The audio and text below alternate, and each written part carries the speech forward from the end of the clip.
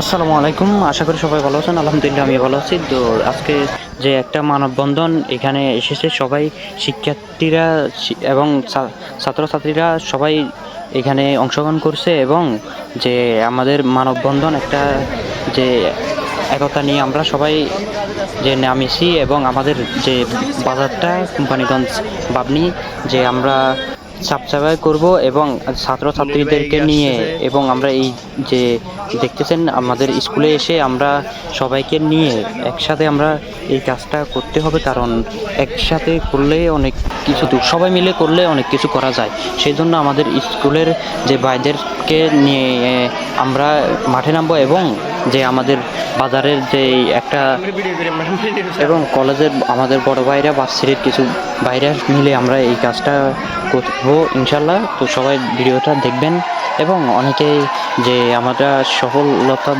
জন্য নেমেছি এবং আমাদের যে সাকসেসটার জন্য নেমেছি এবং দেশকে সুরক্ষিত রাখার জন্য এবং দেশের মানুষকে সুরক্ষিত রাখার জন্য আমরা একতা নিয়ে কাজ করতেছি। এখানে আমাদের বাইরে যে একসাথে করলে কিন্তু অনেক দূর আমরা এগিয়ে যেতে হবে ইনশাল্লাহ। সবাইকে ডেকে এবং নিয়ে যাচ্ছে যে আমাদের বাইকদেরকে নিয়ে কাজ করবো ইনশাল্লাহ। তো আপনারা যে যার অবস্থানে আছেন দেশের জন্য শ্রম ঘাম দিবেন, কারণ আমাদের অনেকেই রক্ত দিয়েছে। তো ইনশাল্লাহ যে দেখতেছেন আমাদের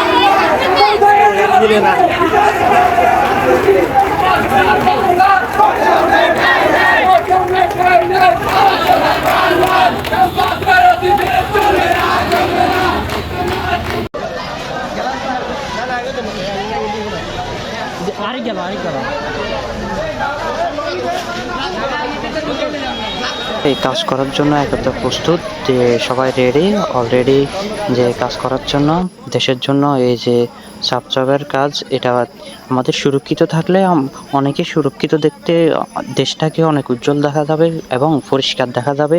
তো সেজন্য এই যে একসাথে সবাই কাজ করতেছে এবং এখানে শত শত ছাত্রছাত্রী আছে। তো সবাই কাজ করতেছে কাঁধে কাঁধ মিলিয়ে। ইনশাল্লাহ সামনের দিকে বাংলাদেশ আরও উন্নত হবে আমরা আশা করি ছাত্রদের মাঝে এবং ছাত্রদের দিয়েই এই দেশ ইনশাল্লাহ। তো এই দেশের ছাত্ররাই দেশপ্রেমিক বলা যায় দিকে, কারণ এই দেশের ছাত্রদের বুকের রক্ত দিয়ে তাজা রক্ত দিয়ে বারবার দেশ স্বাধীন হচ্ছে।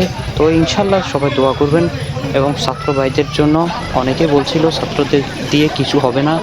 আর আজকে 2024 সালে আপডেট যুগে যে একটা আধুনিক যুগে এসেও ছাত্ররা কি করতে পারে না করতে পারে দেখিয়ে দিল। তো ইনশাল্লাহ এটা মানুষই বলবেই, কারণ নিজের ছাত্র ভাইদেরকে সবসময় স্যালুট জানায় এবং সবার পাশে আপনারা দাঁড়াবেন এবং পরিবার দাঁড়াতে হবে, সমাজ দাঁড়াতে হবে, দেশ দাঁড়াতে হবে, তাহলে ছাত্র ভাইরা আরও ভালো কিছু করতে পারবে ইনশাল্লাহ।